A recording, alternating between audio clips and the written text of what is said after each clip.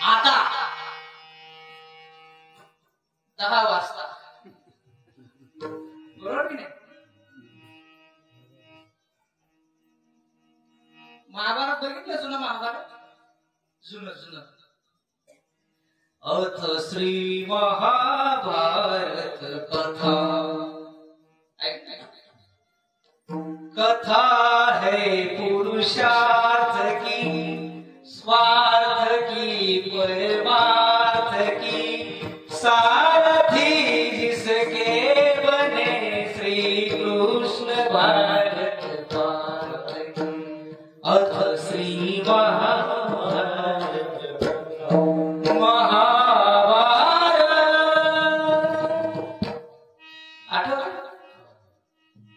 तो संस्कृतातला जो अथ आहे ना अथ तो आपल्याकडे आठ आहे. भाषेचं मूळ एकच आहे, तिची रूप बदलत जातात. संस्कृतातून अथ आला, मराठीमध्ये आता सगळं सांगून झालं. आता महाभारत सांगतो हे व्यास म्हणतात. आणि इथे तुकोबा म्हणतात 7 दिवस कीर्तन तुमचे ऐकून झालं, आता 6 दिवसांचा सप्ताह ऐकून झाला, आता. ह्याच्या पलीकडे या आताला काहीतरी वेगळा अर्थ आहे. माणूस जीवन जगताना असा जगतो जणू कधी मरणारच नाही, आणि मरताना असा जगतो जणू कधी जगलाच नाही. का? कसं जगावं, कशासाठी जगावं आणि कोणत्या मार्गाने जगावं याचं भान जोपर्यंत अंगात ताकद आहे तोपर्यंत माणसाला राहत. म्हणून फॉल्ट होतं विठाला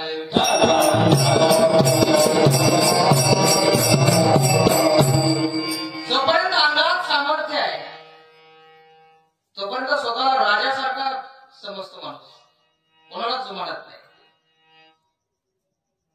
आणि त्या भरामध्ये विचारच विसरून जातो.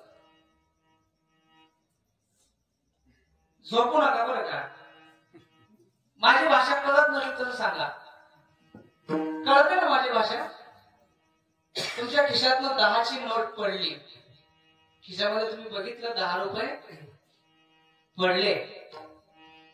आपण 1 तासभर शोधतो, कुठे होते 10 रुपये, कुठे होते 10 रुपये, कुठे गेले 10 रुपये.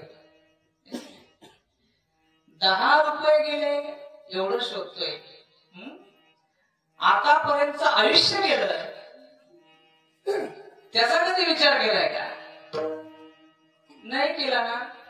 आता नाशिवंत देह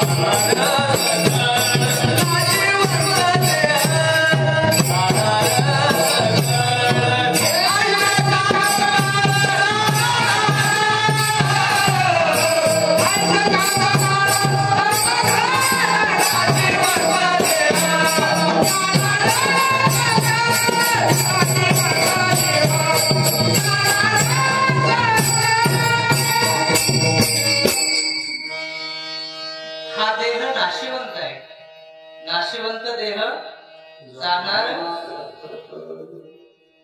एका कीर्तनकाराचा एक दृष्टांत ऐकला.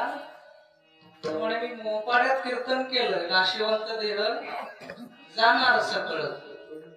म्हणजे किरड्याची बाई दर्शनाला आली आणि ती हसायला लागली.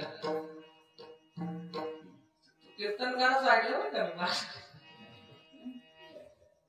कीर्तनकार म्हणतो मावशी का हसताय? तुला नाही कळायचं ती गंमत आहे. काय गंमत आहे? म्हणे नाशिवंत देह जाणार सकळ, पण मोबाड्यातले सकळ मी तिरड्याची विचार आहे.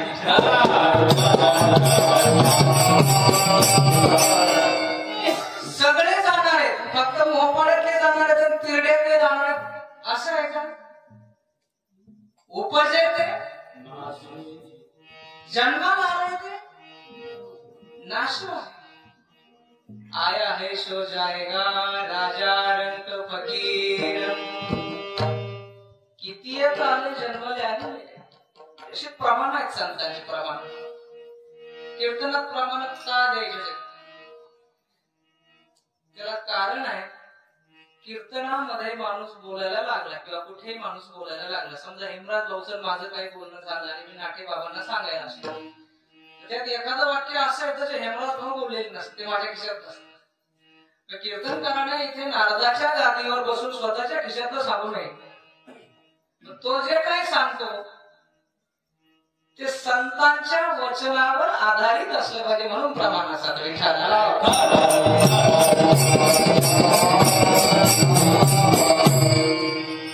आता मी एकटा म्हणतोय का माऊली हा देह नाशिवन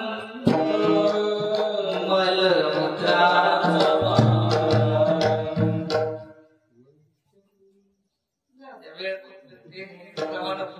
शॉर्टकट आहे की नाही 10 वाजले तर ते भाडे जाणार आहे ना बरोबर पण तो असा कधी जाणार आहे कळतं का माणूस आईच्या पोटामध्ये गर्भधारणा झाल्यानंतर सोनोग्राफी मध्ये असेल किंवा अजून कुठल्या मार्गाने असेल आपल्याला कळतं 9 महिने 9 दिवसाने अमुक तारीख डॉक्टरने दिली ह्या तारखेला येणार ठीक कोणीतरी येणार बरोबर की नाही मग ते सोहळे होतात आता काय ते काळ जसं ते रीलचा जमाना आला ना ते याच्यात काय असतो तो संस्कार तो आपल्याकडे 7व्या महिन्यातला डोहाळे डोहाळेला व्हिडिओ शूटिंग वाला ते जेवण वेगळे त्यानंतर मग ते बाळ जेव्हा हॉस्पिटल मधून येतं ना मोपाण्यापासून तिरड्यापर्यंत फुलं अंथरलेली त्याचे व्हिडिओ स्टेटसला आता अजून एक वेगळा प्रकार आहे 1ली 2री 5वी 6वीचे बोर नाणं तिकडे जायचं नाही आपल्याला मुद्दा काय आहे की येताना 9 महिने बिफोर कळतं आपल्याला जाताना कळतं का नाही कळत तर ते मृत्यूचे प्रकार अवस्थांतर मृत्यू देहांतर मृत्यू दैनिक मृत्यू असे मी डिटेल सांगत नाही पण तुमचा आमचा प्रत्येक क्षणाला मृत्यू होत असतो आपल्या लक्षात येत नाही शास्त्रकार असं सांगतात काळ नावाचा कावळा आयुष्याच्या माठावर बसून थेंब थेंब त्यातलं पाणी संपत असतो तो थेंबा थेंबाने संपवतोय म्हणून आपल्या लक्षात येत नाही जाणार सगळं पण कोणाच्या घागरीत किती आहे संचित असत प्रारब्धाचं त्यानुसार ठरत असतं याचं पाणी कधी संपणार आहे तुमचे 10 रुपये पडले खिशातनं तुम्ही 10 शोधत असता नाही 10 शोधले हे 10 अजून कसे मिळवायचे 100 कसे मिळवायचे लाख कसे मिळवायचे कोटी कसे मिळवायचे याचा विचार करतो आज एवढे आले काल किती आले उद्या किती येतील याचा विचार आपण करतो पण तो जो बसलाय का तो तुमचे श्वास मोजत असतो आपण म्हणतो बँकेत बॅलन्स किती राहिला तो म्हणत असतो याच्या श्वासाच्या बँकेमध्ये श्वास किती राहिला याची जाणीव आपल्याला नसल्यामुळे आपण काळाच्या प्रभावामध्ये वाहत जातो आणि शेवटी एक वेळ अशी येते जो लाख हिफाजत कर ले तू लाख करे रखवाली उड़ जाएगा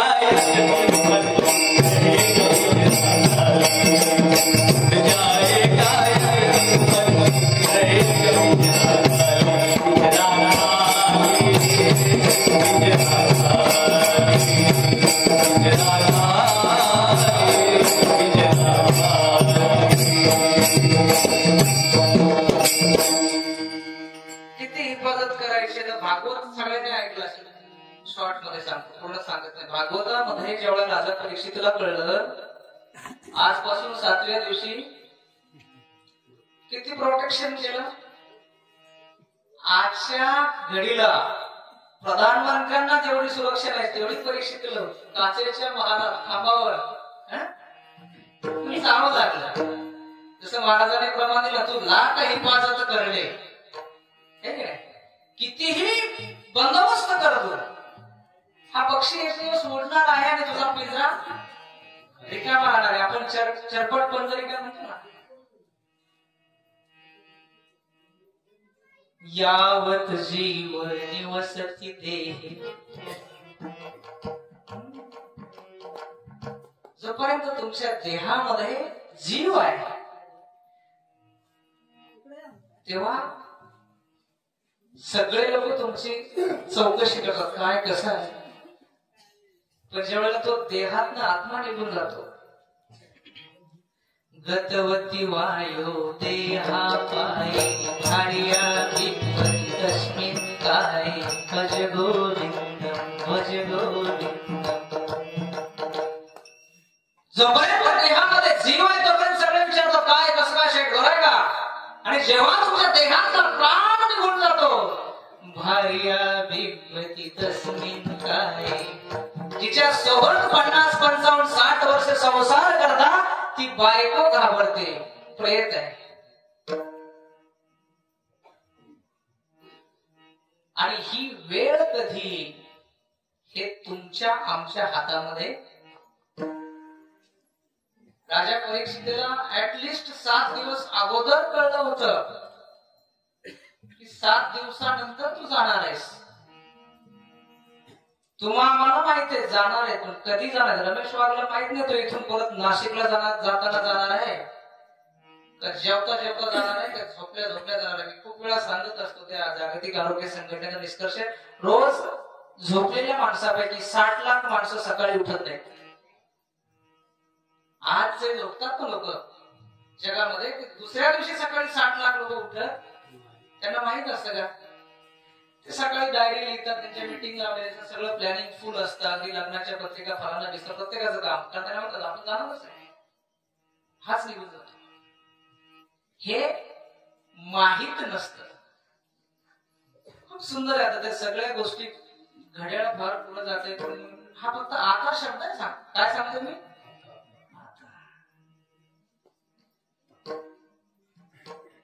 काल क्रीडती गच्छ. चरपट पंजरिका, नुसतं चरपट पंजरिका जरी माणसाने व्यवस्थित समजून घेतलं ना, त्याला काहीच समजून घ्यायची गरज नाही. काल क्रीडती गच्छति आयु तदपि न मुंशति आशा वायु. भज गोविंदम भज गोविंदम भज गोविंदम. आपल्याला वाटतं आपण क्रीडा करतोय,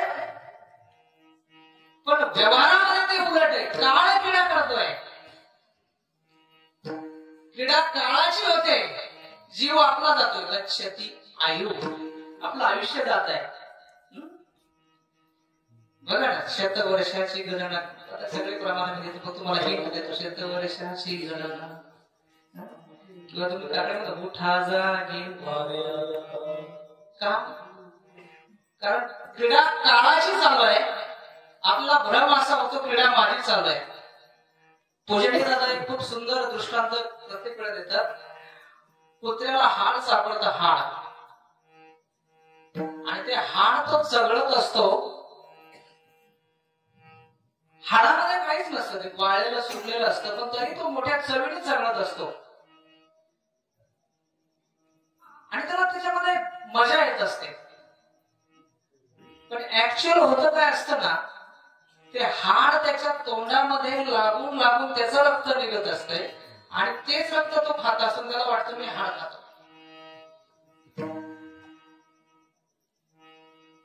तस जसं भरतवाडी म्हटलंय ना, कालो नाही आता वयमे वया भोगाना भुगता वयमे भुगता.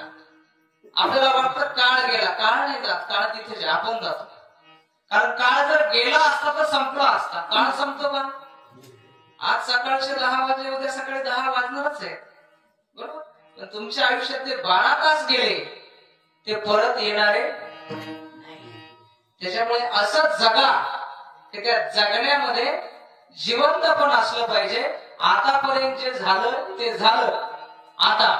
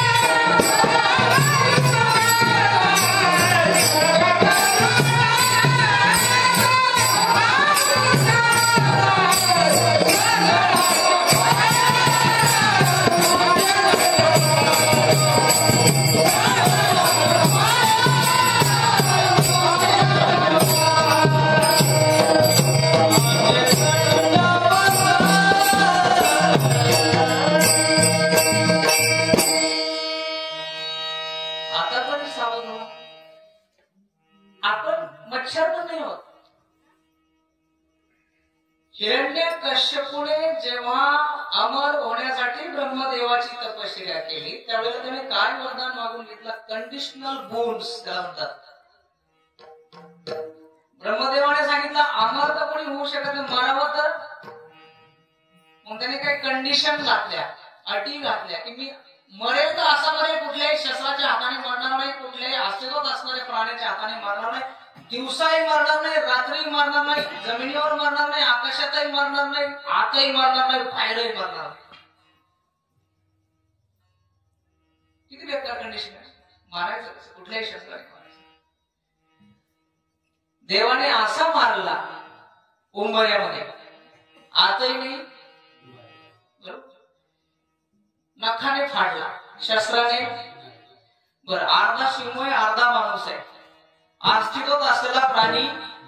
त्याच्यानंतर एक पुन्हा अस्तित्वात आला. सूर्य अर्धा बुडालेला आहे, अर्धा वरती, दिवसही नाही, मांडीव घेतलेला आहे, जमिनीवर नाही. मेला ना, कितीही महान असू द्या त्याला मरावंच लागतं. विठाला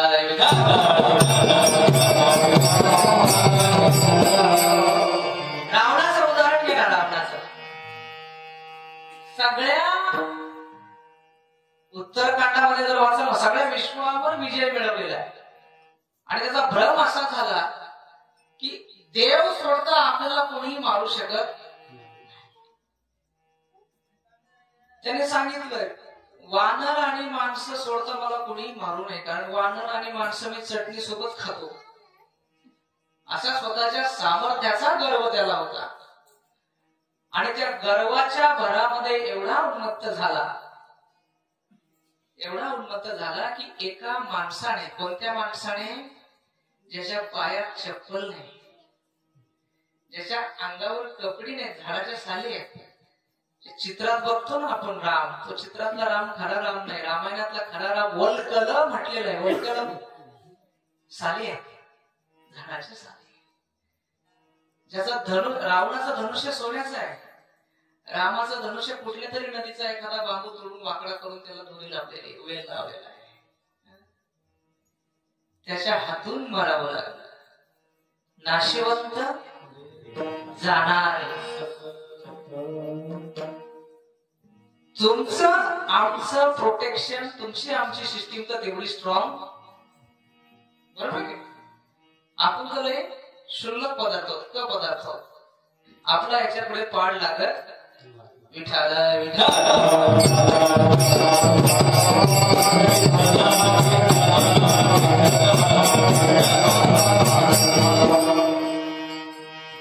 शास्त्र असं सांगतं 84 लाख योनी फिरून आल्यानंतर आपल्याला हा देह मिळतो.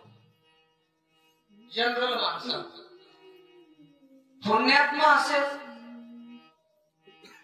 तर त्याचं सरप्लस जे पुण्य असतं, भगवद्गीतेचा 8व्या अध्यायामध्ये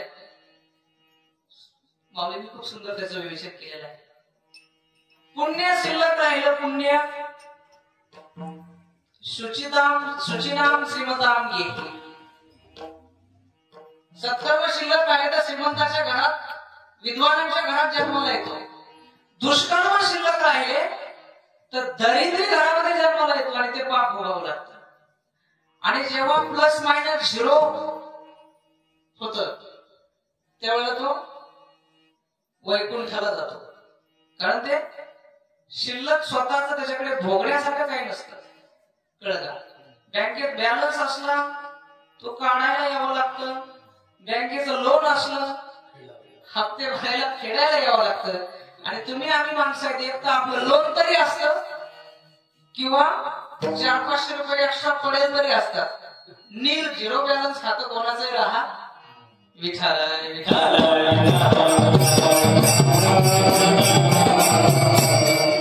ज्याचा बॅलन्स पाप आणि पुण्याचा 0 करायचा. खूप सुंदर माऊलीने सांगितलं, इतकं भन्नाट आहे. ज्ञानेश्वरी जर तुम्ही बघाल ना, पापात्मक पाप आणि पुण्यात्मक पाप हे 2 शब्द माऊलीने वापरलेले आहेत. तुम्ही पुण्य करत असाल पण ते पुण्य जर तुमच्या क्रेडिट मध्ये वाढ करीत असेल देवाच्या दरबारामधल्या, तर त्या पुण्याला भोगण्यासाठी तुम्हाला यावं लागतं. म्हणजे पुण्यात्मक पापामुळे सुद्धा माणसाला जन्माला यावं लागतं. तुम्ही एखाद्याचं वाईट कराल, पाप कराल, ते फेडायला सुद्धा, म्हणजे पुण्य आणि पाप दोन्ही गोष्टी हिताच्या नाही आहे. हे कोणत्या जन्मात कळतं? बैलाला कळतं का? कुत्र्याला कळतं का? हे कळण्याची पात्रता कोणाची आहे? माणसाची पात्रता आहे. हे कळण्याची पात्रता कोणाची आहे? म्हणून हा अभंग कोणासाठी? आता माणसासाठी.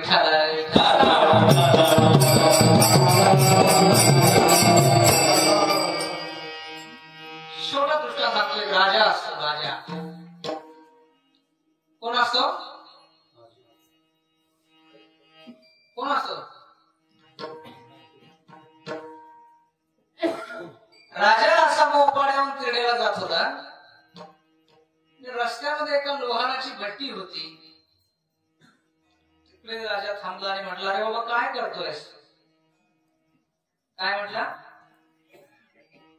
काय नाही महाराज, लाकडं जाळतोय, कोळसे पाळतोय आणि मग कोळशाचा उपयोग मला ते शेवटतात ना, काय म्हणतात, कुऱ्हाडीला, वेळेला, धार लावायला शेवटलेच म्हणतात ना, ते कोळसे मला शेवटायला का मिळतात?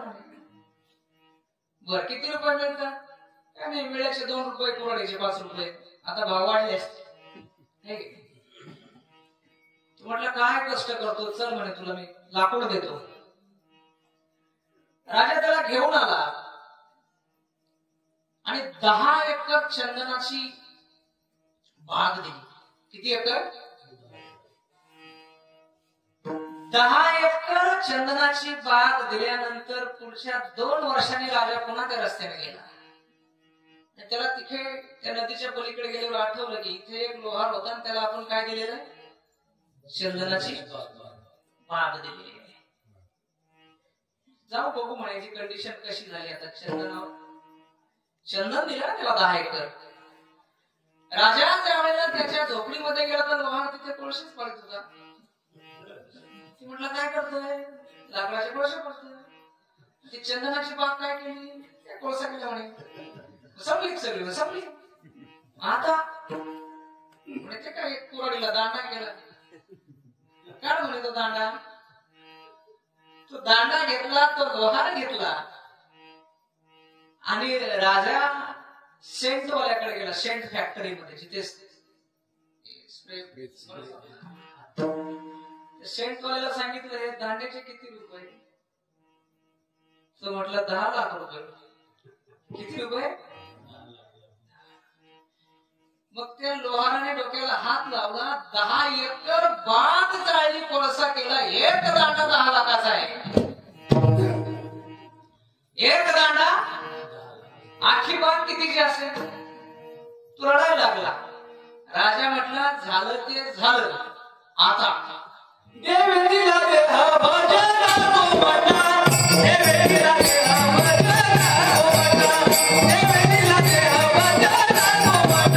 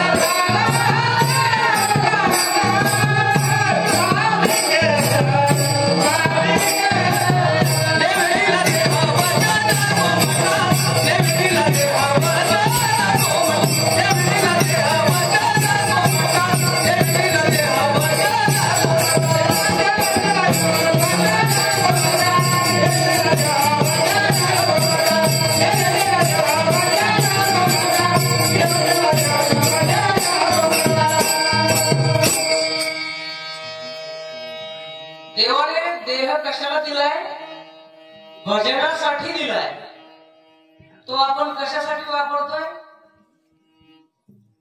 बाधा त्याच्या आणि आपल्यामध्ये पार्टिशन कसं होईल याच्यासाठी देह वापरतोय. देवे दिला देह भजना गोमटा गोमटा देह दिला असं आहे. थोडी नपट चपट प्रत्येक जण आरशात पाहतो कसंही असू द्या. आता मी इतका काळा आहे ते रोज पाहतो. प्रत्येकाला स्वतःच रूप छानच वाटत. गोमटा आहे कशासाठी दिला? भजनासाठी. खूप सुंदर प्रमाण याला परफेक्ट प्रमाण म्हणतात. राजाने लोहाराला चंदनाची बाग कशासाठी दिली होती? त्याची परिस्थिती सुधारली का वाया गेली?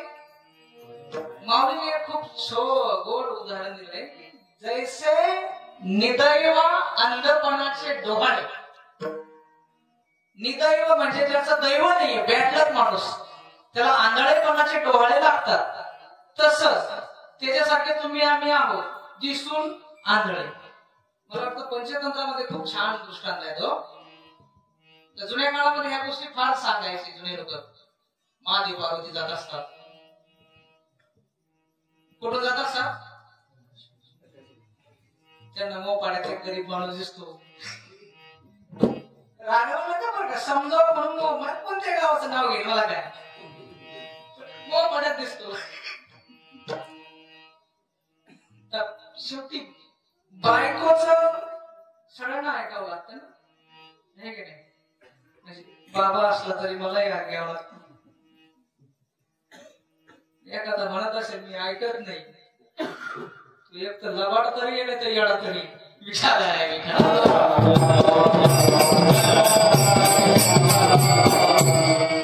पार्वती आई साहेब म्हणल्या, तुम्ही एवढे भोलेनाथ आहात आणि हा तुमचा भक्त पहा किती दरिद्र आहे, याच्यासाठी काहीतरी करा.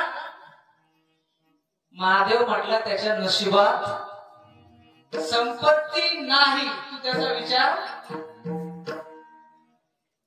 पार्वती म्हटली देऊन तर पहा, नुसतं सांगताय तुम्ही. महादेव म्हटले no problem, you can try करो. काय करो? ट्राय करके देख लो भैया. माता पार्वतीने एक सोन्याने भरलेला हंडा, सोन्याच्या मोराने भरलेला सोन्याचा हंडा जस्ट त्याच्या विहिरीजवळ ठेवला. कुठे ठेवला? आणि ते गरीब तिकून नदीकून आता गावात येत होते. काय बैला घेऊन येत असतात. पार्वती मातेने हंडा ठेवला आणि साईडला उभी राहिली. आता हा हंडा घेऊन घरी जाईल. पण ते तिकडून आलं त्या पुलावरून. आता एकटा माणूस असं त्याला काही सुचत ना, है की नाही? त्याला आपल्याकडे काय म्हणतात आपल्या भाषेत येडचाळे. त्याच्या डोक्यात विचार असा आला, अरे आपल्याला डोळे असून ते तिथे पुलावर एक असं खालून गज वर आलेला तिथे आहे ना, तो त्याला ठेच लागली. ते म्हटलं डोळे असून आपल्याला अशी ठेच लागते, आंधळ कसं चालत असं बुवा. मग त्यांनी डोळे बंद केले, त्या सोन्याच्या हांड्याला धडाकलं. तरी डोळे उघडले, पुढे गेले. म्हणते आंधळ्याला असं धडकत असं काही विचार आहे.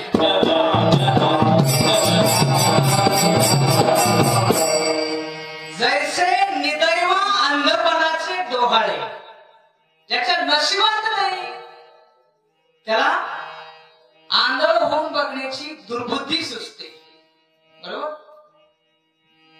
तुमच्या आमच्याही नशिबात नाही, पण प्रयत्न केला तर असाध्य ते साध्य करिता सायास किंवा प्रयत्ने वाळूचे कणही रगलिता. हे सांगणारे कोण आहे? तुकोबाई. पण लोक काय ऐकत नाही. तुम्ही बघा घरामध्ये एखादा मुलगा असला, मुलगा गोडीत ऐकलं नाही काय करतो आपण?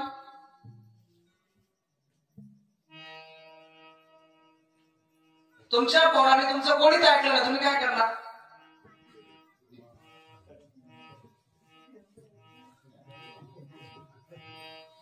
झपाटा. काय करता? एक झपाटा देतो आपण.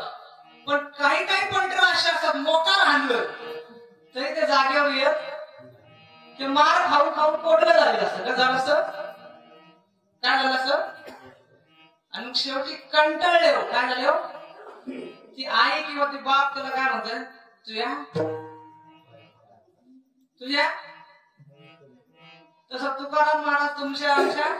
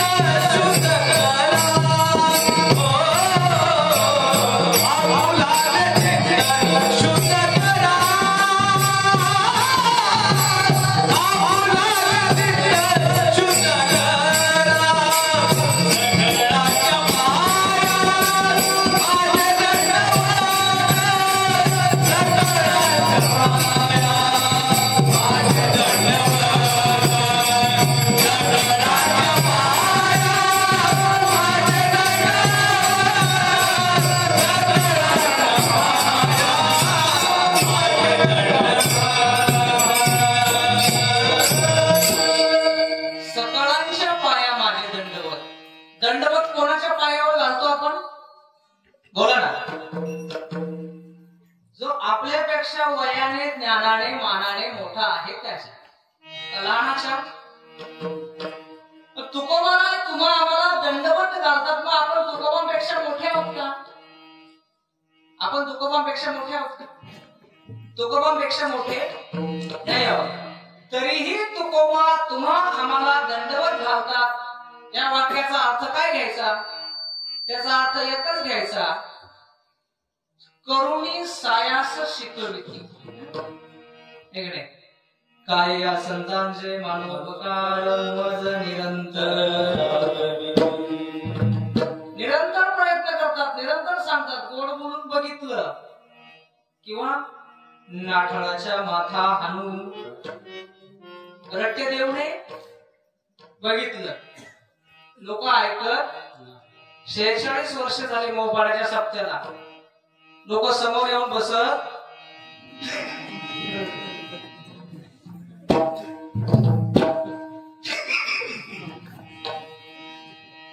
मजाक मध्ये सांगतो ना, धाडवितान मला जाताना 46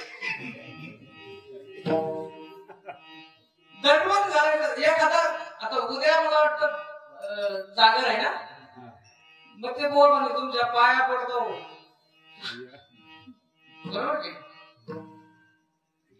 गोडीत जेव्हा कोणी ऐकत नाही त्यावेळेला एखादा व्यक्ती आपल्याला दंडवत घालत असेल, आपल्यापेक्षा मोठा माणूस, आपण त्याला पाया पडून देऊ, त्याचे हात धरून नको नको आहे का? कारण तुकोबांच्या सामर्थ्याचा विचार केला. अनुरणया थोकडा तुका वेदांचा तो अर्थ आमासाठी ठावा इतरांनी व्हावा. ज्याचं नुसतं नाव घेतलं तर यम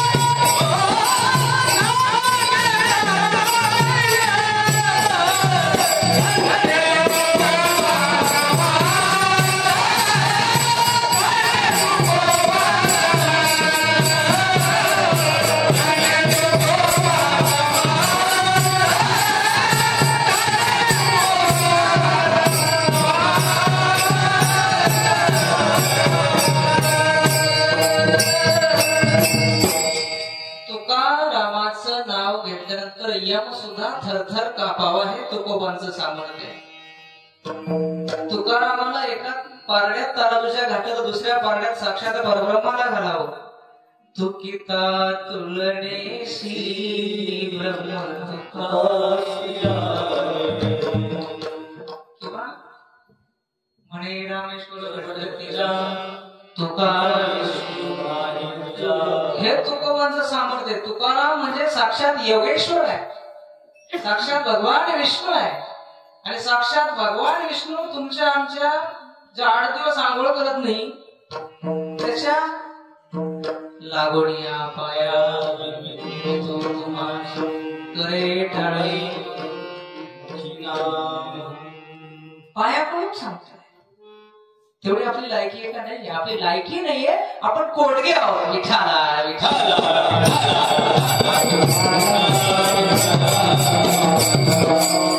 पायाला लागून काय सांगतात?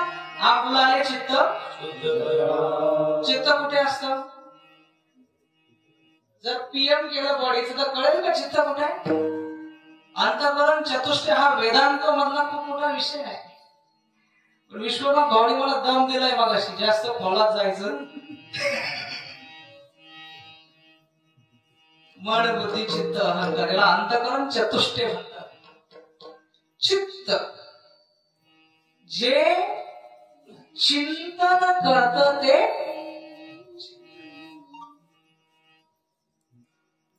आणि चिंतन कोणाचं आहे? देवाचं. पण आपलं चित्त चिंतन करतं का चिंता करतं?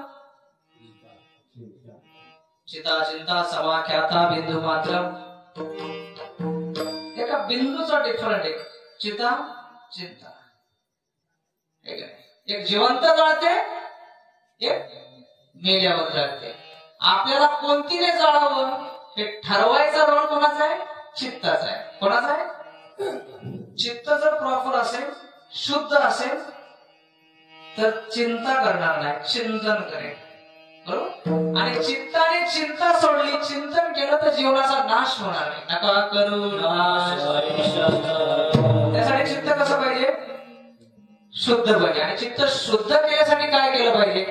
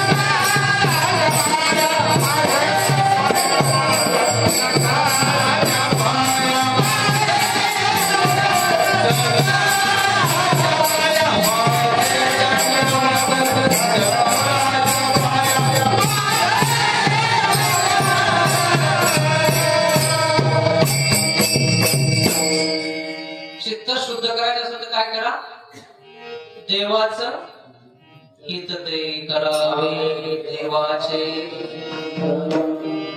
असाही पाठ आहे. हित ते करावे देवाचे भजन करुणिया मन शुद्ध भावे. असं पण पाठ आहे. असं पण पाठ आहे. चित्त शुद्ध असेल तर चिंतन करत. पण चिंतन कोणाचं करायचंय? देवाचं. देव कोणता?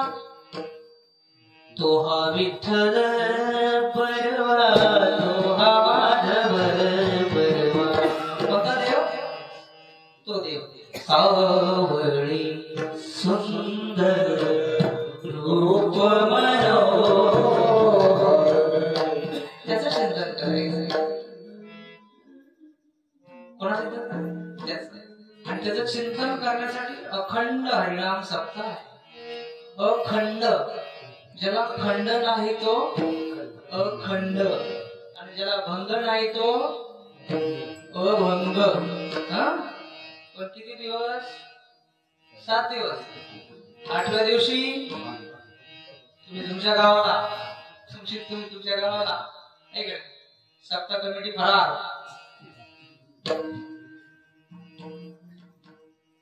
चिंतन घडेल का? आपल्याकडे जी सिस्टीम आहे ना, सकाळी सकाळी काय होतं?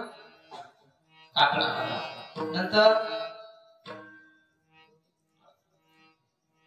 ज्ञानेश्वरी पारायण असतं. काही ठिकाणी गाथा भजन असतं, प्रवचन असतं, हरिपाठ, कीर्तन, संध्याकाळी बैठकी भजन, परत काकडा. खंड आहे का? खंड. सप्ताह 7 दिवस का करायचा? वर्षभर का नाही करायचा? कधी चिंतन केले का? अखंड हरिनाम 7 दिवसच अखंड असतं का ते? वर्षभर नसतं का? वर्षभर देव बाजारला जातो का? आता सप्ताह झाला, देव गेला कामावर, टेंडरला. तसं नाही. ते सोपा दृष्टांत देव. आपण भाताचं रोप टाकतो ना, भाताचं, बरोबर? ते रोप तयार झालं, काय करतो? आणि काय करतो? उपटलं, मग ते फेल झालं का? सप्ताह संपला, मग सप्ताह फेल झाला का? हा सप्ताह इथला संपला, अंतःकरणाचा चालू राहिला पाहिजे.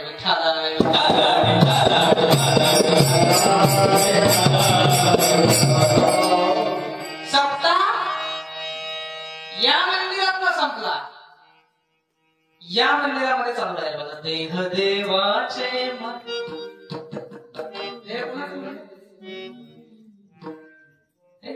देहाशी तिजू किती हृदय बंदी घड्याळ पुढे प्रमाण खूप गोड आहे म्हणण्यासारखे. सप्ताह इथलं संपला तरी कुठे सुरू झालं पाहिजे? पारा इथला संपला, पारा कुठे सुरू झाला पाहिजे? इथे. पारा कुठे सुरू झाला पाहिजे? आणि इथे पारा सुरू करण्यासाठी आमच्या परिवारामध्ये खूप मोठा सुंदर ऍटम बॉम्ब आहे. काल संध्या सकाळी उठला, कराग्रे वस्ते लक्ष्मी, कर मुले सरस्वती, कर मध्ये गोविंद प्रभाते. ह्या हाताने जे काय करणार आहे, उचलणार आहे, ते लक्ष्मीचा स्पर्श आहे, त्याला सरस्वतीचा स्पर्श आहे, त्याला गोविंदाचा स्पर्श आहे. आणि ह्या हाताच्या स्पर्शाने जे काय मिळणार आहे तो प्रसाद आहे. सप्ताह संपला तरी सप्ताह चालू, याला त्रिकाल संध्या म्हणतात. किंवा आपल्याला उच्छिष्टाचा भाग उरला तो यज्ञशिष्टा शिना संतु. यज्ञशिष्टा शिना, ह्या नामयज्ञातून जे उष्ट उरलं ते आम्ही खाऊ, तेव्हा आमची सगळी पाप निघून जाते. सप्त्या पुरता रोज यज्ञशिष्टा जेवायला बसला का रोज आहे. संध्याकाळी शेजारते होते, तुम्ही माता पिता तुम्ही बंधूचे सकाळ. संसार जो आहे ना, संसार गणगोत जे आहे ते लिमिटेड आहे. तर शास्त्रकारांनी त्याच्या खूप सुंदर व्याख्या केल्या. तुम्ही मेले, प्रेत काढल्यानंतर मध्ये विसावा असतो, विसावा आहे, विसाव्यापासून बायको रिटर्न.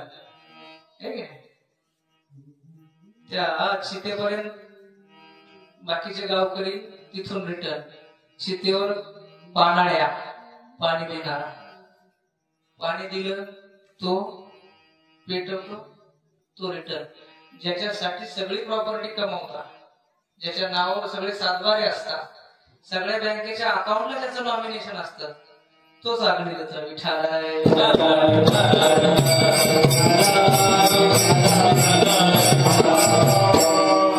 आपला आहे का?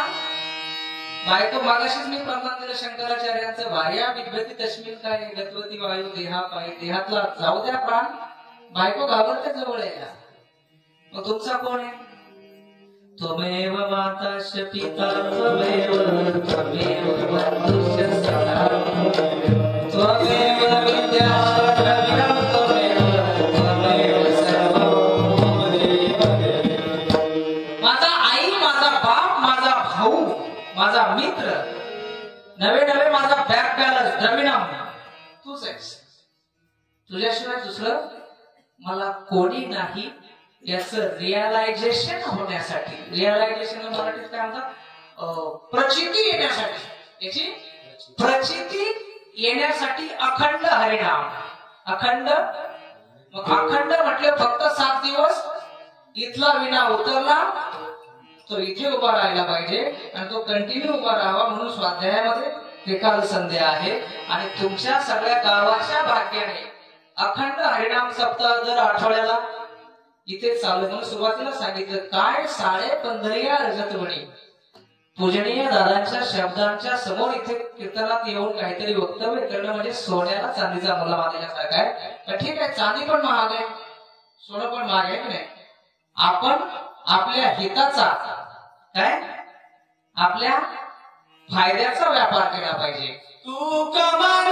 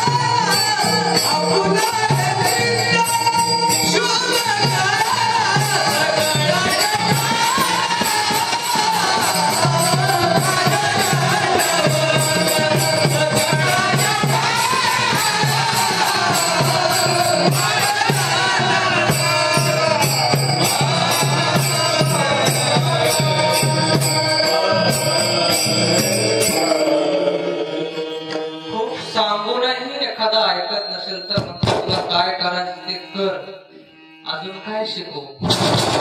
तुका म्हणे लाभ होईल तो व्यापार, झाला तरी काय शिकवावे? काय शिकू तुला? आता सांगितलं इतकं बस झालं. 11 वाजत आले, किती सांगायचं? ठीक आहे, लाभ होय तो. आता तुम्ही म्हणाल हे व्यापाऱ्यांसाठी आहे. नाही, व्यापाऱ्यासाठी. व्यापार म्हणजे मी तुमच्याशी बोलतोय, हा वाणीचा व्यापार आहे. महाराज पखवाज वाजवतात, त्यांच्या हातांचा व्यापार आहे. महाराज संवादिनी वाजवतात, त्यांच्या हाताचा व्यापार आहे. बघणे हे डोळ्यांचा व्यापार आहे. ऐकणे हा कानाचा व्यापार आहे. चालणे पायाचा व्यापार आहे. कळलं का? तो व्यापार हिताचा असता पाहिजे. डोळे कशासाठी आहे? हात कशासाठी आहे? तोंड कशासाठी आहे? कवी म्हणतात, राम भजन को दिया कमल मुख, राम भजन को दिया, दिले रे दिले हात पाय. किंवा महाराजांनी मागे सांगितलं, देवे दिला देह भजन, त्याच्यासाठी वापरा, हितासाठी. हिताचा व्यापार हा. व्यापार म्हणजे सगळ्या अवयवांच्या कृती, आणि प्रत्येक कृती माझी हिताची झाली पाहिजे, त्याला हिताचा व्यापार म्हणणार. करणार सगळे हिताचा व्यापार करणार का? चला सगळे हात वर करा. 2 हात वर करायचे. लाज नाही वाटली पाहिजे. भाकर खायला लाज वाटत नाही. त्याला हात आहे तरी वर करा. शाबाश. गोधडीत ते करा. करा ते वर करा ना. ते तिकडे येऊ मी. शाबाश शाबाश. कॅमेऱ्यात घ्या सगळे. या विठोबाय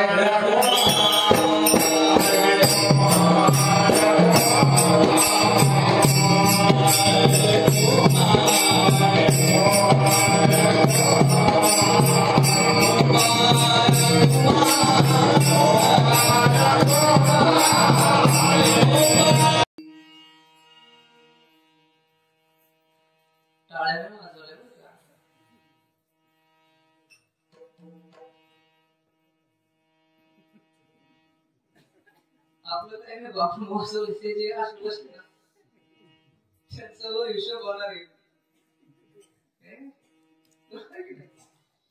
मला सांगा ना, लाज वाईटाची वाटावी, लाज पापाची वाटावी, लाज लबाडाची वाटावी, लाज चोरीची वाटावी, लाज व्यसनाची वाटावी. काय वापरता? हात वापरता ना. किंवा काय आमच्या मात्या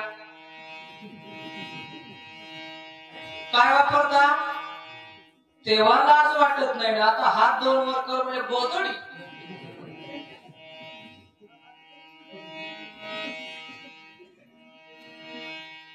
हे मंजूर नाही आहे. खुदा को मंजूर आहे क्या?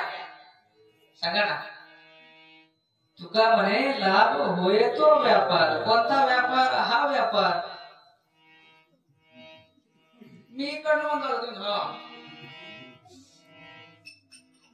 हा व्यापार हिताचा नाही. भजन सामूहिक, भोजन सामूहिक. म्हणून पंक्तीला जेवण भारी लागतं का घरात? एखाद्याला म्हटलं भजन कर, मी करतो का घरात? इकडं का बोलतो येतो. सामूहिक भजन और सामूहिक भोजन दोनों में मजा आता है. विठाला विठाला.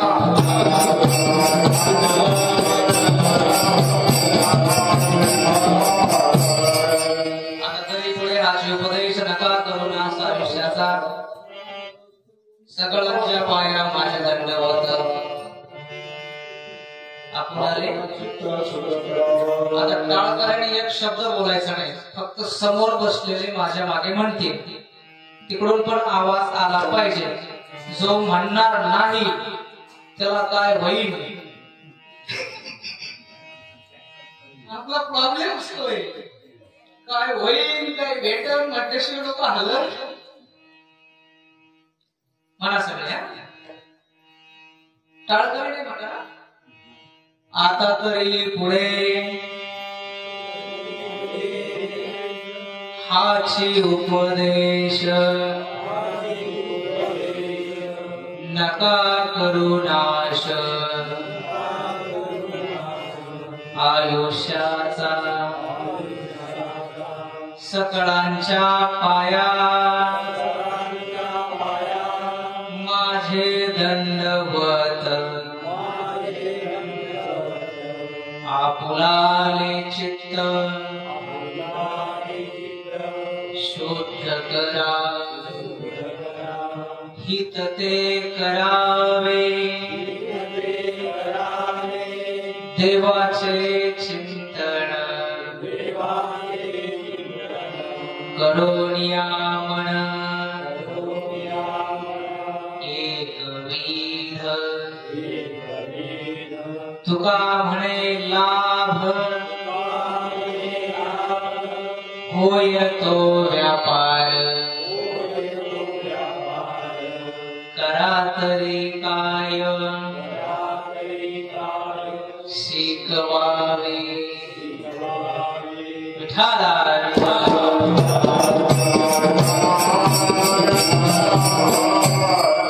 जीवन जगत असताना कसं जगावं, कसं वागावं, कसं बोलावं याचं मार्गदर्शन करणारा अभंग आहे.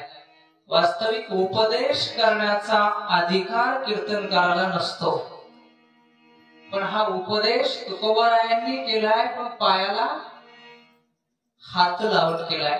वास्तविक मोठी व्यक्ती ज्या वेळेला पायाला हात लावून करते त्याचा अर्थ असा असतो तो तुमचा अंतिम अल्टिमेटम आहे. भगवान ज्यावेळेस अर्जुनाला सांगतात ना, आता येथे चेशी तथा कुरु, तुला जसं वाटेल तसं कर, सगळं तुला सांगून झालंय. तसं तुकोबाराय शेवटी सांगतात हिताचा व्यापार करा तरी काय शिकवावे, अजून काय शिकवायचं, एवढं सगळं सांगून झालं. 11:05 झाले आहेत. सगळे एकदा पुन्हा जोरदार हात वर करून संतांचं भजन करूया. ज्ञानेश्वर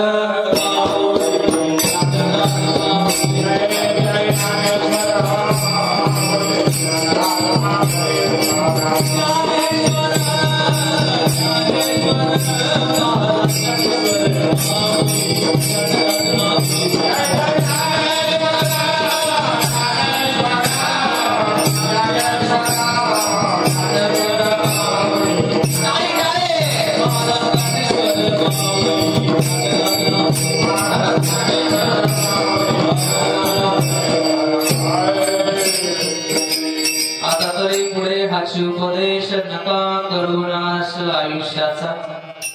आयुष्याचा नाश करू नका. आपण अर्ध्या तासाचा नाश केला कीर्तन सुरू करताना, म्हणून मला नाशवर बोलता नाही आलं लक्षात. काही मुद्दे नाश म्हणजे काय, आयुष्य कशाला म्हणायचं नाही की नाही. चित्त एकविध करायचं म्हणजे काय करायचं असतं, चित्त शुद्ध करायचं म्हणजे काय करायचं असतं. 2-4 मुद्दे, त्याला कमीत कमी 40 मिनिटं वेळ पाहिजे होता 10-10 मिनिटाच्या हिशोबाने, पण आपण मला वाटतं जवळपास 27 मिनिटं उशिरा पंचपदी सुरू केल्यामुळे हा जो 27 मिनिटाचा भाग आहे तो पुढच्या वर्षीच्या सप्त्यामध्ये चिंतनाला विचार आहे.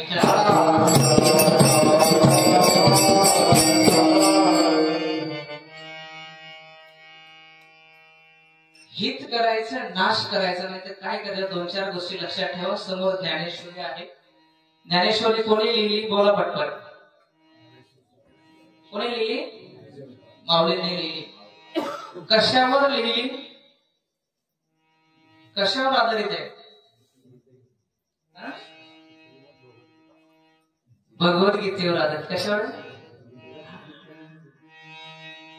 मल निर्मोचनम पुंसा जलस्नानम दिने दिने. मल निर्मोचनम पुंसा जलस्नानम दिने दिने. संसार सुकृत गीता मसी स्नानम संसार मल निर्मोचनम. लक्षात, शरीराचा मळ घालवण्यासाठी रोज तुम्हाला पाण्याने आंघोळ करावी लागते, पण संसाराचा मळ घालायचा असेल तर कशाने आंघोळ करावं लागेल? गीतेने. कशाने? पण गीता आपल्याला कळत, आपण म्हणतो गीता वाच, लोक म्हणते कोणती गीता आहे का नाही. म्हणून माझा मराठाची बोलू कौतुकी, मराठी भाषेमध्ये गीता आणली, देशिकाल लेणं केलं आणि ते आज इथे माझ्या समोर ठेवलेले. म्हणून मी तुम्हाला प्रत्येकाला विनंती करेन, अजून एक हिमरा जो माझा रिसर्च असा, आपले जे जुने शब्द आहेत ना, बिहेला किंवा अशा कॅटेगरीचे सगळे शब्द ज्ञानेश्वरीत आहेत बरं का. हे शब्द घाटावर वापरत नाही, ते नाही का. असोच्चारण स्वच्छता प्रज्ञावादाचे भाषांतर भगवान म्हणतील अर्जुन बिहला रे बिहला, ओवी आहे. खूप सगळे शब्द येतात, नेमकं टायमावर ते आठवतं, पण मी वाचताना नोटीस केले ते की जे आपल्याकडे आजही वापरतात. त्यामुळे तिकडच्या लोकांपेक्षा आपल्या भाषेशी ज्ञानेश्वरी जास्ती जवळची आहे, त्याच्यामुळे ती लवकर समजेल. नाही समजली, आता ही दांडेकर मामांची सार्थक ज्ञानेश्वरी आहे, ही घ्या, अजून कुठली घ्या, साखरे महाराजांची घ्या, नाही जमलं मोबाईल ऍप्लिकेशन मध्ये घ्या, नाही जमलं युट्यूबला व्हिडिओ बघा, कुठे बघा, पण रोज किमान 10 ओव्या ज्ञानेश्वरी. तुका म्हणे लाभ होय तो व्यापार लाभाचा आहे. जगाच्या साहित्यामध्ये, साहित्य म्हणतोय मी, भक्तिशास्त्राचं आध्यात्मिक महत्व ज्ञानेश्वरीचं तो बाजूला भाग ठेवा, पण फक्त जसं आपण कथा कादंबऱ्या वाचतो तसं म्हणून जरी ज्ञानेश्वरी वाचली ना तरी सर्वश्रेष्ठ आहे, तरी ज्ञानेश्वरी सर्वश्रेष्ठ आहे. विठालाय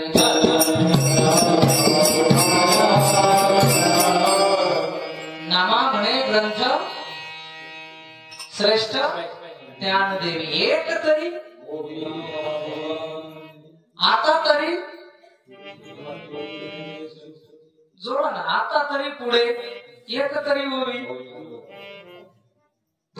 आता तरी एक तरी, बरोबर आहे की नाही. एक तरी होवी अनुभवाला आणा, तर तुका म्हणे लाभ होय तो. तर तुमच्या आमच्या लाईफला अर्थ आहे, नाही तर काय रे, काही नाही खरं. घास गिळेपर्यंत सुद्धा माणूस जातो. माखी पाख पाखडे तवसरे, माशी पंख फडफडावं त्याच्या आत संपत. काही लोक आपण म्हणतो जेवायला बसले होते, तेव्हा अर्ध जेवण झालं, ताटातला घास हातातला हातात आणि गेले. अशी उदाहरणं आहे. कोरोनामध्ये तर काय झालं, कसं झालं सांगायची गरज. नाशिवंत आहे, जाणार आहे, सरणार आहे तोपर्यंत हित करा. ज्ञानेश्वरी वाचा, गाथा वाचा, आणि फारच आता उपनिषद वेदांत खोल आहे, खोल नका जाऊ, खोल पाण्यात जाऊ नका, पण एवढ्या पाण्यात आंघोळ कराल की नाही का पारुषच राहाल.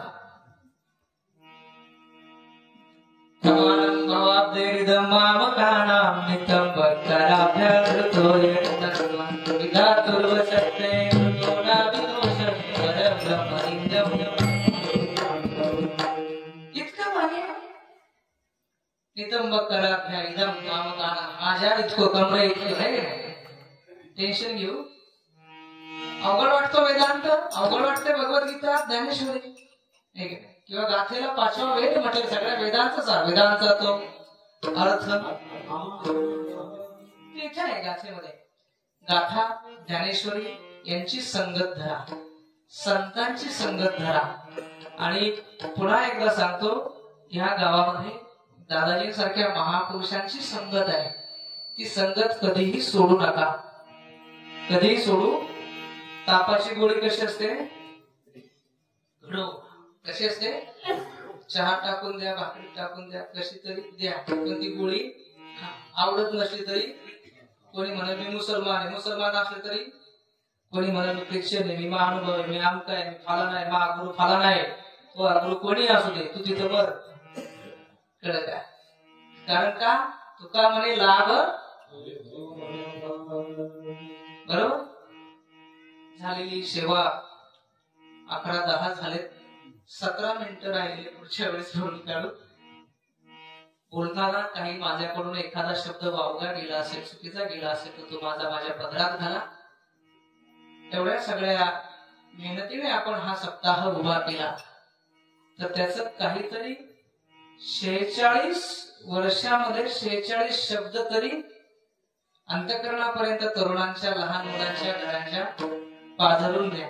कारण तुम्ही आम्ही आता आगवयाच्या अशा स्टेजला आहोत. आता आपण सप्त्यात आलो तरी सुधरत नाही आणि तमाशात गेलो तरी. पण येणारी पिढी तुम्ही बघता आहे आणि ही सगळी आपली जबाबदारी. आपण त्या जबाबदारीतून पडू शकत नाही. जर इथे 7 ते 8 200 मुलं असतील आणि 9 ते 11 पुत्र झोपत असेल, दोषी कोण आहे? मला आता मी काय इंग्रजीत कीर्तन करीत होतो का? माझं बोलायला कळलंच ना. एवढे तर समोरचे कोणी झोपले नाही. बऱ्याच झोपावं असं मी बोलत नाही.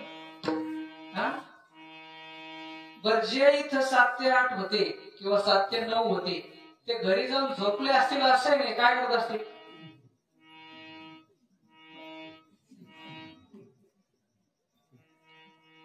हा व्यापार हिताचा नाहीये. तुका म्हणे हित होईतो. हा व्यापार हिताचा नाहीये. ते जर झालं तर 46 अजून 4 वर्षांनी सुवर्ण महोत्सव होईल. तो सुवर्ण महोत्सव तितके आपल्याला त्याला आपण काय म्हणतो तैचित करता येईल.